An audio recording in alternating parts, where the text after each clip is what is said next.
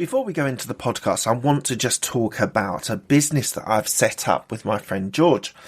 It is called the Podcast Introduction Group. So if you want to join and be able to be featured on 24 to 48 podcasts to be able to reach an amazing audience, this is the place you need to go to.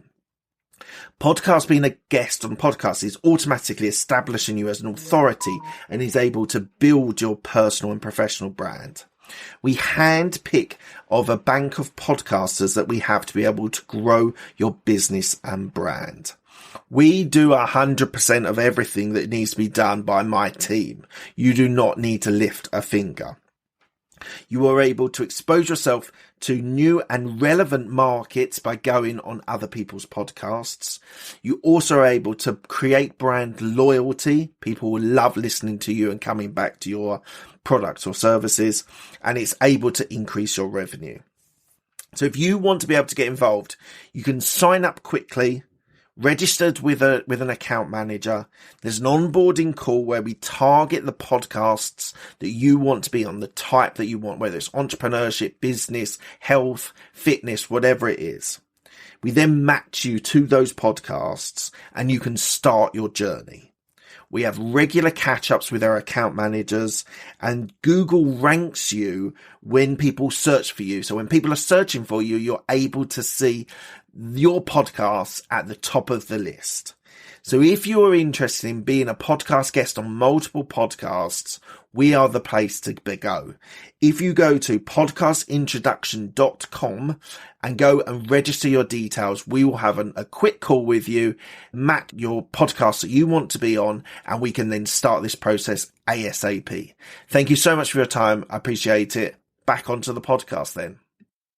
Just one last thing before we go into the podcast. I just wanted to talk to you about the fact that I have a YouTube channel that has been going for quite some time, and I am recording and releasing all of my interviews with some short videos as well on YouTube. So please do check it out. YouTube on Absolute Business Mindset.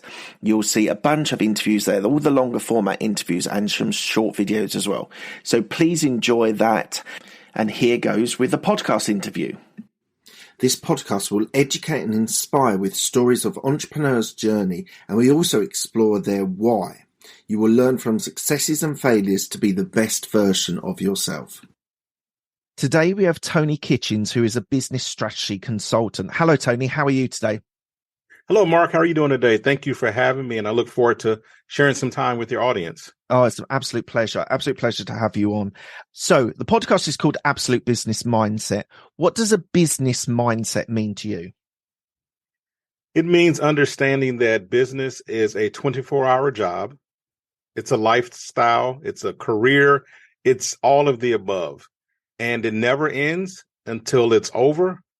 And it's not something that you can have balance between work and life. That's not a reality. You're constantly on. And having that mindset, knowing that up front, will allow you to be able to prepare as you go through this entrepreneurial journey. It's really interesting you say that. It was what rang my mind when I worked in corporate for 14 years. And one of my bosses said to me, this is working for a big corporation. And he said, there is no work-life balance. If you are on work, you will neglect your family. If you prioritize your family, even for a period, that will neglect your career and your development. And I think that's kind of what you're saying, that it's an ambition to have work-life balance, but in reality, you're probably not going to have it. No, you won't have it. Something will always suffer. But again, I think that the important part to that is making sure your family understands that you're not neglecting them on purpose. Yeah. However, you are providing a life for them, a lifestyle. You're providing a resource that you need as a family, and that may take you away from some of that Netflix time, for example. Yeah. But it's worth it in the long term. Absolutely. Thank you for that. Tell me one thing about your upbringing which reflects on who you are today. Great question, Mark. I would say humility.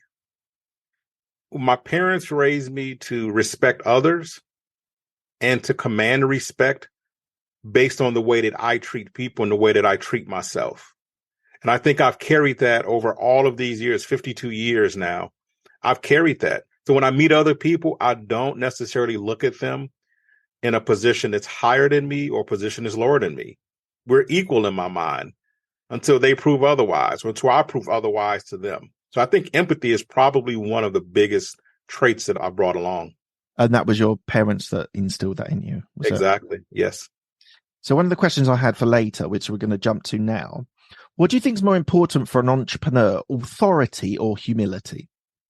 Humility. Absolutely. 100% humility. Authority is something that people who are looking for power, and then once they receive that level of power, they want to wield it like a sword, right, like a gun. And that's not how it works. If you want to get people to follow you and follow the dreams you have, and even to support you, you have to be willing to connect with them on a one-to-one basis.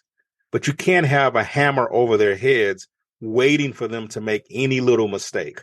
It does not work. They'll do the bare minimum. And then, Mark, what will happen is pretty soon you'll find yourself by yourself. Mm-hmm. Yeah, would agree. I think authority doesn't work so well in startups and in business. It works in the corporate environment, as you say, that people have been built up, and equally people have aspired for that authority. But I think as a startup owner, as a business owner, someone said that the most important thing to my business is not my clients, it's my employees, because my employees represent me to my clients. So he thought that, I think it was Gary Vee said that the employees are the most important part of the jigsaw. Yeah, Gary Vee is really big on treating people with kindness. Yeah. And he exudes that. Every video you see, every speech that he gives, he's always talks about humility and treating the employees like peers in a sense. It's really interesting. Like I can't remember when I first saw Gary Vee, probably 10 years ago, something like that. At that time, he was talking about hustle, grind, working 24/7, do everything that you can to be successful. It's really interesting, his evolution, that he's now at that point, size of his businesses and the way he wants to conduct himself. It's not so much about grind and hustle. It's about being kind and being thoughtful and working with your employees, as you say, as peers, rather than necessarily wielding an axe above them. Yeah. That's one of the beauties, though, Mark, really, of growing as an entrepreneur is you evolve. Yeah. You absolutely evolve. That's the gift in all of this. It's not the end result. It's not the end game that it's the magic. The magic is what you become along that way. Yeah. And who you become. That's what Gary Vee has done. And most entrepreneurs have evolved in the same way. They may have different tendencies, but they've evolved from the people they were when they first started out. Absolutely. Absolutely. Right. So when I was doing some research on you, I saw that you are a participant, or you were a participant of Toastmasters. So Toastmasters, if anyone that doesn't know, is you develop your speech, motivational speech is about like motivational speakers and building that. So we have Toastmasters in the UK. Obviously you have it in the US as well.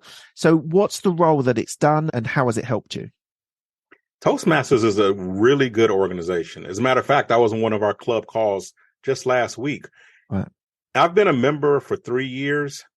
One of the things that the audience members may notice or may not notice, you won't hear me use words like, and so, those words. We consider those to be crutch words, which means in the normal course of a conversation, your mind is looking to fill spaces. And it creates and it brings up those words that are kind of crutches instead of you allowing a natural pause in the conversation. That's just one benefit that I get from Toastmasters.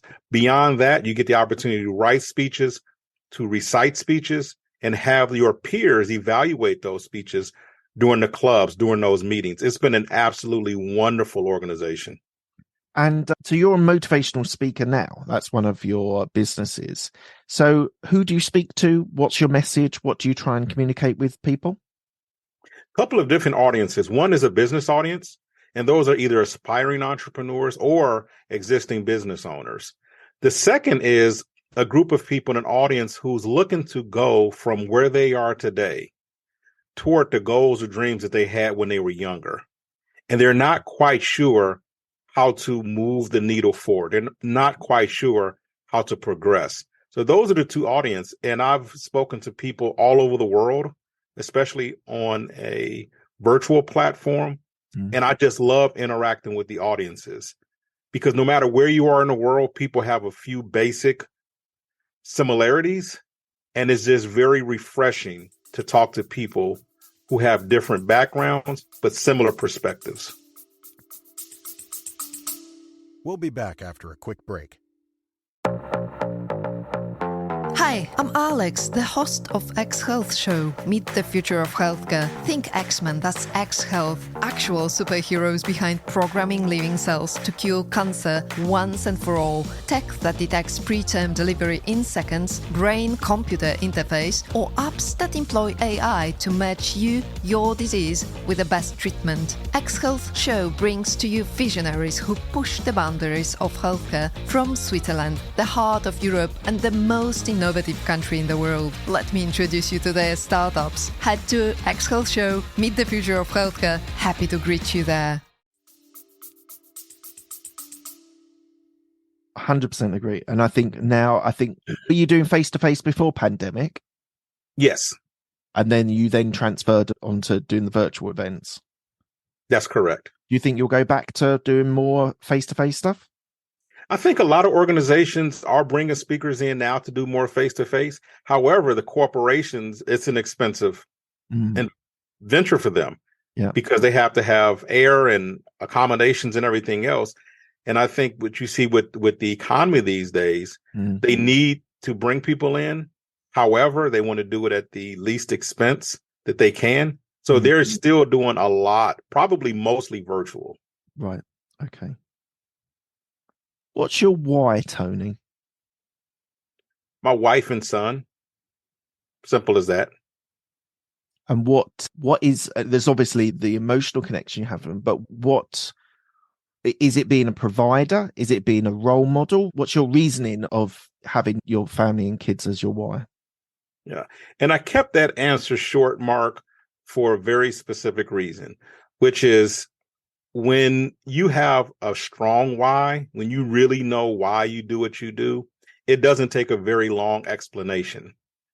So when people ask, it's my wife and my son, period. And everything that goes along with that, it is being a provider. It is being a role model. It's being that person when times are tough, when times are good. When they look at me, I want them to see stability. I want them to see that even when times are challenging, whatever that may look like, that they look to me and they see the look on my face and they know we'll get through it, or we're going to enjoy this, whatever it is. And that's why I wake up early. That's why I stay up late. And that's why I do the things I don't want to do, because I know that they're looking to me from a human perspective. They're looking to me just as a bellwether, so to speak. So because if I don't look okay, they're going to be a little nervous. So the stability will come onto the moment. But something you said there, which rings true on a few conversations that I've had, doing the things that, and I think it's another quote, I'm not sure who it is, doing the things that other people don't want to do is really important. I think it was David Goggins that said it. Name a couple of those things that you're willing to do that most people aren't. Yeah, David Goggins is an absolute beast. He is. And I often think about him. Who's going to carry the boat when I go walk and don't want to walk in the morning? But when you refer to things that I don't want to do, I don't necessarily like social media. Okay. But I understand that it's a part of how you do business today from a branding standpoint. Yep. I'm not excited about it. It doesn't excite me, but it is a necessary evil. Making an extreme number of calls every single day to reach out and contact the people I need to grow my business is absolutely something that I don't necessarily get a lot of enjoyment out of, but I have to do. So that's walking really every single day. It's the same thing that David says. Sometimes you look at your shoes and you just don't want to put them on, but you do it.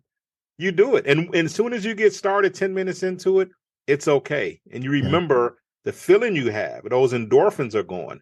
There are 1,000 things, Mark, that I can probably list, but on a daily basis, it's those things for sure. And it's really interesting you say that. So it sounds like that you are promoting sort of more traditional methods of marketing. So picking up the phone and speaking to people rather than digitally setting up Google ads or Facebook ads and things like that. Why do you still think, and I agree with you, first of all, why do you still think those traditional marketing methods are so successful in business? Business has always been about relationships, 100%. And I think with online presences today, people can put up a very unique view of themselves and what they do. But if you talk to them for 5 minutes, there's a conflict between what you see and what you know to be the truth when you actually speak to a business person. They don't necessarily speak the language, but someone has done a good copy for their website so it looks like they know what they're talking about.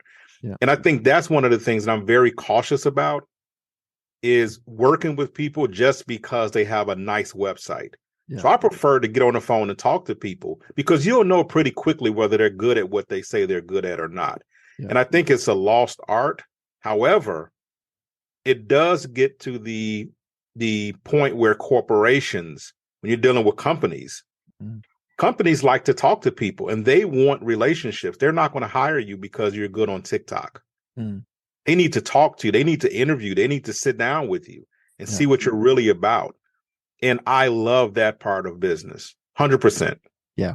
So someone told me a long time ago that business is a people business. Whatever the business is, you're selling to somebody or you're connecting with someone or collaborating with someone. It's always a person at the end of, if you even go to the digital side, there is a person that's scrolling, looking at your Facebook ads. You need to start talking to those, whether you generate them through phone calls or maybe Facebook ads, you still need to get that connection with them and understand if you can deliver a product or service or help them in that way. So 100% agree. I still think business should be based around, and metrics are important. Data is important, but you got to speak before you go into business with someone. You've got to speak to them. You've got to understand what's ticking for them to be able to understand whether you can sell to them or connect with them or collaborate with them. Yeah, this notion of knowing, liking, and trusting somebody before you do business is very interesting to me. How can you know, like, and trust someone because they put up an ad that they paid for? Yeah. As you say, probably someone's created that. A digital marketer's created that. I can know, like, and trust someone when I sit down and we talk about children, we talk about experiences we've had. Yeah. Right. I can begin to know them. I can begin to trust them at that point. But you don't really get that online. But that's what people are selling. That post a video, post a quick short or reel, and then you become familiar with that person. Well, you really don't know that person. But there is a component of social media that's extremely important, and it has a place. The only thing that I'm saying is I will not give up on personal relationships in lieu of that. It just won't happen. Absolutely. And I want to come back to something you said about your family, that you are the stability, you're the rock of your family. So just because I feel that's my role in my family as well. I've got 2 young girls, 7 and 9, and a wife. When everyone else is waving their arms in the air, going, I don't know what's going on, why is this happening? They look to me to be the calming sort of voice, to the person of reason, not always reason, but you know what I mean? Like that person who is there as a stable rock for the family. So this is why I've connected with you on that. I just want you to sort of talk a little bit further about your role and what you see your role within your family. Absolutely. It's similar to being on an airplane. Okay. You know that you're okay unless the pilot gets on that intercom. Yes. When the pilot gets on the intercom, then you need to stop what you're doing and pay attention. Yeah. And it's no different. Mark, it's the same thing with you and I, which is there are times that life will just weigh on you and you sit down by yourself in solitude and the weight of it. You may just sit there and you just close your eyes. You may shed a few tears because that's what we do as men. Because what we understand is the weight that we bear of taking care of our wives, taking care of our children. Mm. And it's not something they put on us. It's something that we sought out. Yeah, And that's we true. agreed. This is our responsibility. So we're not being macho. It's nothing like that. What it is, we just need to be that person who's the biggest cheerleader. We need to be that person, and no matter what's happening in their lives, that they can look to, and sometimes we'll just smile. Sometimes we'll have a good word for them. And sometimes we just won't say anything. But the worst thing we can do is panic. Yes. Because if we panic, everything collapses. Everything. So a lot of times for us as men or the heads of our household, whoever that may be, the best thing you can do is just to appear to be strong in those moments. You may not have all the answers. You may not know how to figure it out. Mm. But if you just appear to be strong just until you can come up with a solution, then a lot of times that's enough. Yeah. But we don't want them looking at a scary pilot. That's so true. I love that analogy. Love it. So when I was doing some research on you, I saw that you've written a book called The Gift of Pain. And I did a little bit of research on this. And it's not the strapline, but what I read about it was it's about continuing to dream even when life is tough. Now, I love that aspect. I love what you're saying there, because what I've worked out is the struggle, the pain, the difficulty is part of the course. And to be a business owner, especially, you have to go through difficulties, but the journey, the good and the bad, is the joy. It's not necessarily reaching the top of the mountain, it's the journey. So could maybe tell me a little bit about your book and why you think dreaming is important when it's tough. The best time to dream is when things are difficult. The best time to want something is when you don't have it. The best time to want to be a better person is when you know you're not that person. That's the best time. Because when you're doing well in anything that you're doing, business, life, whatever it is, times move really quickly. Mark, and I know you can relate to this. When times are good, it flies. Everybody's running around like their hair is on fire. And you don't really have time to take stock of who you are and really what's happening. You know that you're having a good time. But it's when life slows down, when the kids are a little bit under the weather, when the wife is not quite sure if she wants to change careers, that's the time when you sit back and you really think about life and what you want to do and who you are. Is this the place where you want to be? And the thing that I've learned is I've learned way more during difficult times than I have when things are going well. And what that made me do is look at it and say, okay, these difficult times, there's a gift because of them. Now, I may not see it in that moment, but the thing I've been able to do to condition myself is say, okay, right now it's a little difficult for whatever circumstance you're in. But I know for sure that down the road, I'm going to look at this, I'm going to look back on it, and I'm going to say, I came out better. I became a better person. I became more resilient. I was able to notice skills that I had that I didn't realize I had, but they were inside of me. And those are the times, during difficult times, when you learn more about yourself than you ever do. Who's and your really, target audience? Yeah, I think the target audience is not from an age perspective, but anyone who's dealing with this place in their life where they're not quite sure who they want to be. And also a group of people who have achieved everything they wanted to achieve in life. However, deep down inside, they probably want to do something different. And I know a lot of people like that, where they're in a career because they went to school for it. They spend a lot of money on education, and they are doctors, and they really want to be in a band.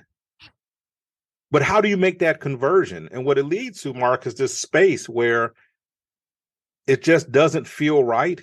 And you're not true to yourself every day, because you then continue to live the life that other people want you to live, your parents, because they wanted you to become a doctor or whatever that career is.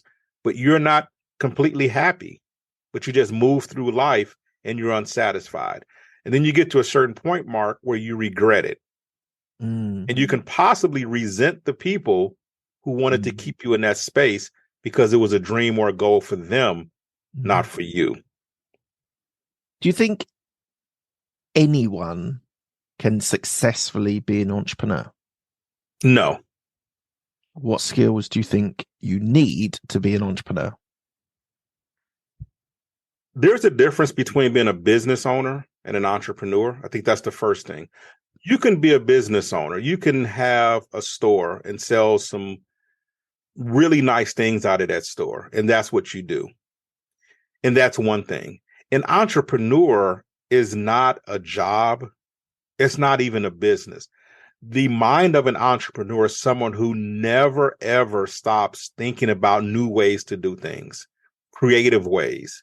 Constantly, you have this nagging thing in your head where you're always trying to figure out something, where you're always trying to make something better or more efficient. Whether it's I go into stores or I go into offices, and my mind is just constantly looking at operations. I'm just stuck on operations. They can do that more efficiently. Well, wow, they do that very well.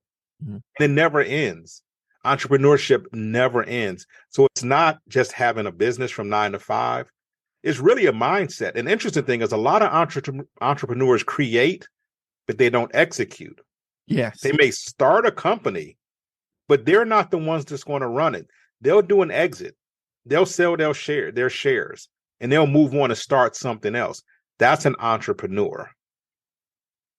So is Mark Zuckerberg an entrepreneur now? So he started Facebook in the dorm and built it for his university, and then it became universities, and then it's become the world, country, world, etc. Do you now, I've had my opinions and I can share with you as well, but do you think Mark Zuckerberg now as CEO of Facebook or Meta is an entrepreneur, or do you think he's changed? That's a great question. I don't know very much about Mark, but here's the thing that I know. I think that he has to have entrepreneurial traits in him. Absolutely. 100% for sure. If I compare him to Elon Musk, however, Elon is a true entrepreneur, whatever people think about him. When he was a young boy, he would stare off. He would just glance off at the sky. And his school, his teachers, even his parents thought maybe he had an emotional issue because he would just pause. We would be talking, Mark. If you were Elon, we would be talking and you would just pause and just look up at the sky. But here's the thing. When people asked him later in life why he did that, he said, I was envisioning myself going to outer space. And look at him with SpaceX. So if you read his biographies, it's not a surprise why Elon sends rockets to outer space. I actually heard I watched an interview with him. I think it was YouTube or something. And two things rung true to me, which was really inspiring and interesting. So we bring it up as you mentioned him. First thing was that he actually, even now, when he's walking through Tesla's, one of the manufacturing, he walks through and he looks as an engineer. Originally, he was an engineer. He walks through and says, well, why is that doing that? Not necessarily to start with, you should do this. Why is that doing that? And they then tell him, and he then thinks into his engineering brain, well, perhaps you could think about doing this or doing that. So I agree. I think he is from core entrepreneurial and wants to create efficiencies. And it's slightly different from a startup. So I know he had PayPal when he started that. But the other point I wanted to make about him, you say about the staring off into space. Only recently, and we're talking last 6 months, maybe a year, he announced he had Asperger's. And that was part of his feeling uncomfortable with other people and not necessarily being naturally, sometimes not even naturally charismatic. He's quite awkward and quite difficult, but that's because of his Asperger's. So I think they're the things that, and I would say that he probably says that's his superpower. Now people are talking about their mental health, and we'll come on to mental health in a minute. People are talking about those experiences actually being benefiting very much your gift of pain sort of idea that people can, if they embrace these things, you can make them into a superpower and be successful. Whether it's on Apple or Spotify or any other of the podcast providers, and text a friend of yours that you love this show and they should be listening to it. It's a simple request, and I really would appreciate if all you do is give that text to a friend, family member or colleague. And lastly, if you do want to see more information about the podcast, go to absolutebusinessmindset.com. Right, back to the interview. Some of the most successful people on the face of the earth, no matter what they do, have some type of issues. I listen to certain singers, for example, and they have these raspy voices. No matter what genre, they're just raspy voice. And I promise you this, Mark, when they were kids, they were teased about that because they were different. Yeah. But now they are unique. But raspy voices are, I think that comes from a lot of pain. I think there's that gravelly sort of sound is often based on some sort of, as you say, that could have been a difficulty while they're growing up, but there's something behind that style of voice that people are more aligned to sing in that style. Yeah. And I think for the audience, here's a really good way to look at it. When you talk about the gift of pain, and you're exactly right, it's looking at a situation and changing your perspective. You're not changing the situation, you're changing your perspective on it. But everyone out there who feels that they have something that it's unique to them, that's not the status quo, it's unusual, and people are going to look at them or perceive them differently, that is a gift. That's an absolute gift. Look around at every successful person. They are different. They walked a different path. They chose to do something differently than everybody else did. They look different. They sound different. They act differently. And I think what happens at a certain point, they embrace that.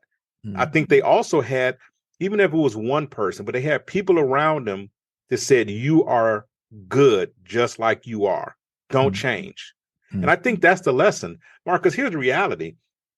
If all entrepreneurs created the same product because they knew that it was already created, what's the point? Yeah. If every entrepreneur acted like or marketed like or sold like everybody else does, you're not going to provide any unique value. So you need to be yourself and bring all of that with you. Bring your past with you, bring everything with you, because those are the characteristics and traits that make you unique as a business person, as an entrepreneur. Don't run from them, embrace them. Absolutely. Because those are your superpowers.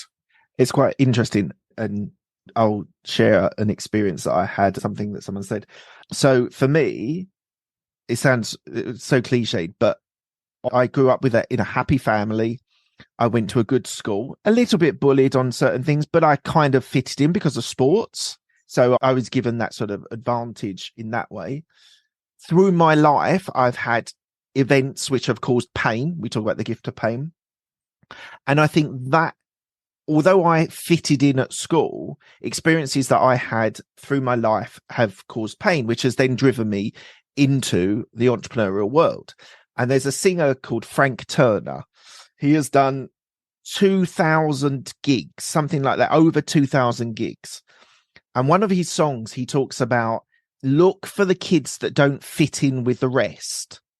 And although at my school I fitted in, I now see when I look at my the people that my kids are interacting with and socializing with and things like that, when you see that, the kid that's slightly awkward, maybe because of Asperger's or ADHD or autism or whatever it is, they're the people who are going to drive change in society when they're 20, 30, 40, because they will have suffered. The people that have a smooth life, they go into corporate. They enjoy that experience. They get validated in the same way they got validated at school. And I think that whole point of when you're a parent, not to look, but that whole aspect of looking at the kids that don't just fit naturally, they're the people, as I just said, they're the people that are going to drive change in society. Whatever they do, it might be business, it might be music, it might be sport, whatever it is. They're the disruptors, to use another terminology. They're the people that are going to shake things up to make things different. So the long-winded question is, why do you think people that are disruptors in society are the people that drive the agenda beyond whatever field we're talking about, politics or society or culture or business? Why are those people the drivers? Because someone told them along the way that they couldn't do something because of those unique traits that they had. Someone said, you can't. Yeah. And Mark, you and I know, and the audience members know, when someone tells you can't do something, you will run in the opposite direction. You're going to figure out how to do it, even if it's just to prove them wrong, or at the very best, to prove to yourself that you can do it. And that creates this fire. It's ignited within inside of you. And that fire burns a lot more hot and a lot more bright than someone who's never had or never faced adversity, because they don't have that fire. Like you said, that's what I believe you run into when you tell somebody can't do something. Yeah, it's or they're not going to be somebody. Yeah, there's 1,000 stories of that. Absolutely. So, Tony, you're a business strategy consultant. My question to you related to that, and we can talk more about your business, but my question to you is, are you actually a coach, a mentor, or a consultant? Great question, because you must know the answer to that. First thing I would say is this: most people don't have a clear understanding of what a coach is. Okay, well, tell me the differences between them all. Yeah, they think of a coach as someone that coaches athletes in football or baseball, where they're telling them what to do. A coach's job literally is to ask thought-provoking questions, not have anything pre-planned, but to ask that client a question.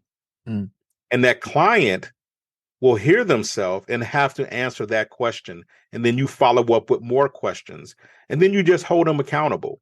That's really what coaching is. You never provide guidance. You don't tell them, go do A, B, C. That's not genuine coaching. A mentor is a person who has been where you're looking to go, or who is there today. And they will tell you, Mark, go do these 4 things tomorrow. Come back to me. Let me know when you're done. So that's what a mentor is. And I've had great mentors in my life that you follow, and I learned a lot from.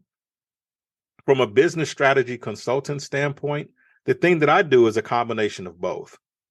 It's a little bit of coaching to get an understanding of where that person is, and for them to hear themselves state where they are. And then the strategy part comes in when, okay, if that's what your goal is, let's figure out a way to get there. But here's the thing: the destination that most people and most businesses say that they have is not really where the challenge is. Okay. They think they need to make more money, when the reality is they probably need to change the way they operate as a company. Where most people think that by making more money in their personal lives, that everything is going to be good. It's only going to magnify who you are today. And maybe you need to get rid of some people in your life and you'll be happier. So there is a strategy that goes along with it, but it's connecting with that person at a very human level and really understanding what they're trying to accomplish, not what they tell you their goals are. Because oftentimes, Mark, I find that those are 2 different things. So define strategy for me. Strategy is taking an idea and a goal and figuring out how to get from the idea part to the goal. And a strategy can be a series of actions. It could also be a series of inactions. You tell a business owner, don't sell. That's the wrong strategy. So from a strategic standpoint, it's really walking down a road, taking a map along a journey and making sure that you are making the right decisions and planning for pitfalls, whether in personal life or in business life, and really looking out what your plan is moving forward, but also creating some steps every single day for that person or business to take to get to a certain goal. And it's unique to that person. So I've always thought strategy is a macro level, an aim to go through. But actually what you're saying, you actually provide in your coaching side of your business some steps or mentor or steps that they need to take or things for them to think about. So actually, you're actually providing the macro level and then you're zooming in and then you might pull them back out to zoom out to see the standing. Is that fair? It is, because here's the thing. Everybody is different. And there are certain people who you can coach, but they won't take the action. They know what they need to do. They will not take the action. So when you ask them as a coach, well, what are you willing to do to this in the next 60 days to lose 20 pounds? I'm going to cut back on this. I'm going to cut back on carbs. I'm not going to have my daily beer. Okay, great. 60 days from now, they will not reach their goals. So they know inside what they need to do. As a strategist, you really need to give people clear direction, not just on what they think they need to do, but on what you know for sure works in certain situations. For example, if you're a business and you're looking to scale, the first thing I do, one of the first recommendations that I have is you need to make sure your processes and policies are in place today. Because if you do, that's something that's repeatable. You can take that document, you can take that process and teach it to 1, 5, 10, 20 people. And you have the quality control, the quality assurance of growing your organization without the jeopardy of changing the level of service or the quality of service that you provide. So that is a strategy. That you're teaching them methods of how to do things. But if you leave it up to them and they don't know, they're just going to struggle with it. What you said just rings true to someone who's been on my podcast once or twice, and he is a brilliant business owner. He has developed a really successful business, written books. His name's called Mark Ridley. Absolutely have a lot of time for him. And he said to me so he wrote a book on leadership and sales and how to build that. And he's based his business around, very similar to yours, strategic views on how to do sales, how to be a great leader. And he said to me, his style of teaching is to ask provocative questions, really, like, and if you ask like, how did you achieve that A, B, and C, you're not going to get too far with them. But if you ask them a provocative question which forces them out of their comfort zone or their little zone that they've created in their business, that's when you're going to get real impact and real change. Would you say you're honest, or would you say that you are provocative when you're asking those questions for your clients? I think you have to be both. You have to be both. You have to be provocative, because here's the thing: if you're coaching someone on business, you know probably 99% sure whether what they say they're going to do is going to work or not, based on your level of experience. I've been in business for 32 years. I know when certain things are going to work, when certain things are not going to work. So if someone says, okay, if you're asking them a question, what 3 things are you going to do tomorrow? And they give you 3 things, you know for sure they're not going to work. That's when it's time to be provocative. And you have to dig deeper. And then you ask a question. Okay, tomorrow, the first thing you're going to do, based on what you just said, is A. What's your intended outcome? What do you think you're going to achieve by doing that? Well, I'm going to be able to do such and such. Okay, if you're going to be able to do that with step A, is that closer to your goal, or is that taking you away from your goal? You have to continue to dig by not telling them, but continue to dig so that they hear themselves talk and they say, okay, well, okay. They'll correct themselves. So that's a coach. It is a coach. Mind. That is the role of the coach, is to let them come to their own conclusions, but be directed, guided, questioned to get them to a place that you know they should be going to, but actually they need to hear it themselves saying it to be able to, for it to be impactful. Yeah. And you can't let your clients down. Letting them down by hearing what they say, knowing that it's wrong, because there is a right or wrong, and there's a gray area. but knowing that it's absolutely wrong and then just allowing them to run off tomorrow and go down that road. That's irresponsible as a coach. So our responsibility in this relationship that we have with our clients is to make sure that they're doing something that's actionable, that's moving them toward the goal they say they have, and that you hold them accountable. But you can't hold somebody accountable if you know they're going off in the wrong direction. You can't do that. No, I would agree. What's the plan? What's the next 2 to 5 year plan for you, Tony? More international business. Okay. I love international business. The thing I find is talking to people like you, Mark, for example, people around the world, it's you broaden your being. You become a different person. You're able to see people and talk to people who are vastly different than you are, who have different likes, have different ambitions, and you become a richer person because of that. And I absolutely love it. I think the thing with business is very important for the entrepreneurs listening is you should not only grow your clients, but you should grow because of those relationships. Yeah. And I'm looking to grow a lot, which means I'm looking to have a lot more clients. But I know deep down inside that those relationships are making me better. And that's the journey that I think all entrepreneurs should consider as they do business, what they become. And interestingly, I find it interesting. It wasn't a planned question. A lot of the stuff that you've done, motivational speaker, consultant / coach, is all a very much you doing it. Is the plan to employ people to help you on your mission? Or do you employ people? I have a team that I work with, but the reality is this phase of my life, I'm not looking to I've had hundreds of employees over the years. Managing large companies, large corporations is not something I'm looking to do anymore at this point in my life. And it's not because I'm shying away from the level of responsibility. No, not at all. But what it is, I find that I enjoy the personal relationships more. Here's the thing for entrepreneurs.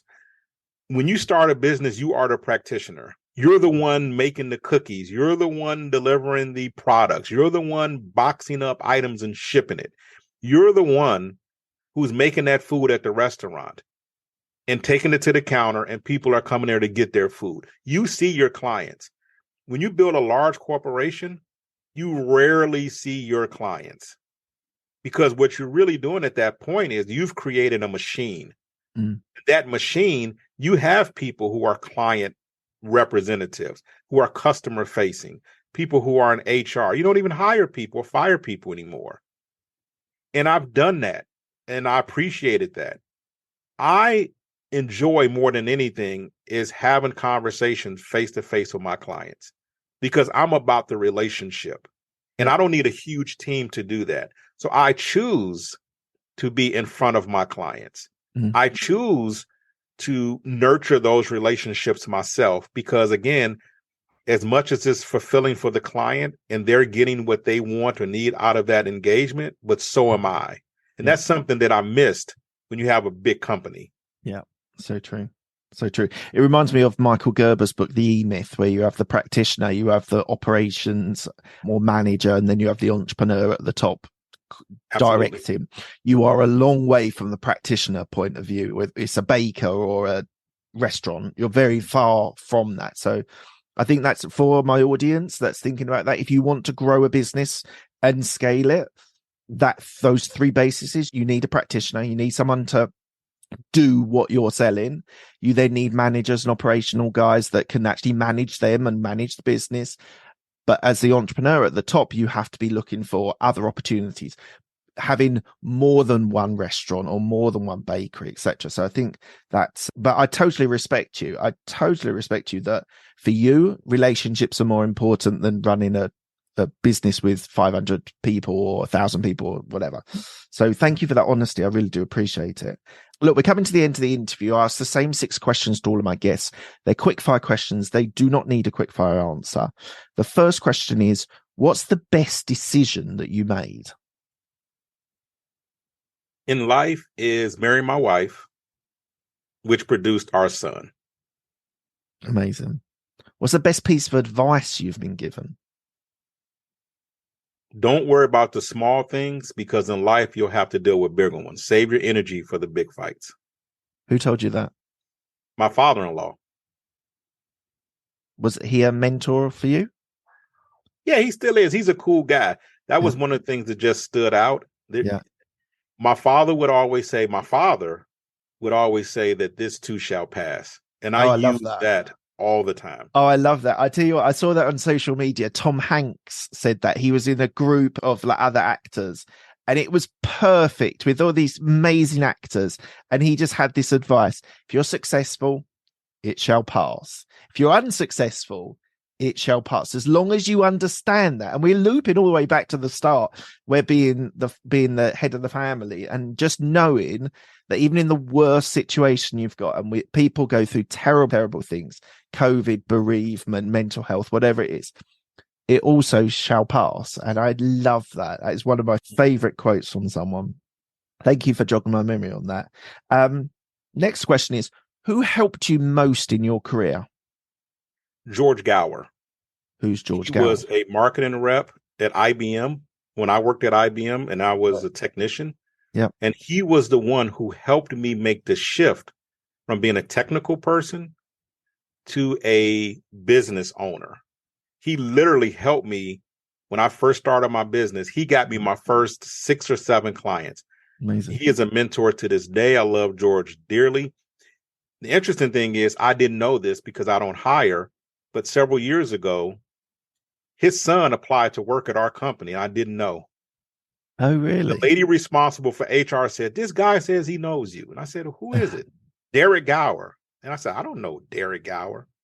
She said, "Well, he says he knows you." He said, "You know his father." I said, "Wait a minute. Little Derek Gower was a baby when I met him. What is this?" Full circle. George helped me get into business, and I was able to help his son get a job. Amazing. In his life. That's beautiful. Tell me about a regret that you have. I would say that the biggest regret that I have is not thinking as big as I do today. Now, to be clear, I have some huge goals, and I've always had them in my life. Stuff that I never knew how to get from A to Z, but thinking even bigger than that. I grew company to $110 million in revenue. I never thought that wasn't even an idea that I had. I would have been happy at $1 million when I was 20 years old. Yeah. But if I would have thought that I could grow a company to 110 million, maybe I would have done $500 million. So think way bigger than you think today. Yeah, this is the old saying that I might completely ruin this, but it's something like, what you think you can do in a day, you do less, but what you think you can do in your lifetime, you can't even dream what you can achieve. That dream might be 10, 20, 30 years into the future, but you've got no concept. So they say dream as big as you can. And even if you don't make it as far as that ultimate dream, you've made it a long way by dreaming big. So I think it's super important. Next question. What are you most proud of? My son. No, you can't say your son, because I knew you were going to say that. Pattern here, right? It is, absolutely. Tell me something else. Not your business, not your son. What would you say you're most proud of? Building a technology center in the name of my son in Kenya, in a small town near Kimana. Right. And we had 37 students that we paid tuition for. And we built this technology center. I think it's the only one within 100-mile range radius. New computers, interactive monitors, just a whole 9. And we're going to go visit it in a couple of months. Oh, amazing. Just to kind of see the progress. That has to be by far one of the proudest things, the proudest thing. That is incredible. I'd love to hear how you get on out there and what's been built. So please do reach out to me another time about how that went. What are you most, oh, we've done this. What are you most proud of? What does legacy mean to you? Like Lin-Manuel Miranda said in the play Hamilton, Mm-hmm. that it's planting a garden that you never get to see grow. Amazing. Yeah. And isn't that what life is when we think of legacy? It's not for me to define. It's what people are going to think of me when I no longer have a voice to be able to chime in and convince them otherwise. Yeah. So whatever that is, it's in the hands of other people. Amazing. And lastly, where can people find you if they want to reach out to you? TonyRKitchens.com. There are social links at the bottom of that page. And there's also a link to the book in the upper right-hand corner under shop. Amazing. Thank you, Tony. Thank you so much for your time. It's been really thought-provoking, and there's been a lot of resonance of what you've said about what my life's like. So it's been really interesting hearing your view on it. And I'll probably reflect on this about my relationship with my family and the way I see things and where I want to grow my businesses as well. So I'll probably listen to this a couple of times just to do it. So thank you so much for your time. It's been an absolute pleasure speaking to you. Thank you, Mark, for having me. And good luck to your audience, whatever they decide to venture out and do. Thank you.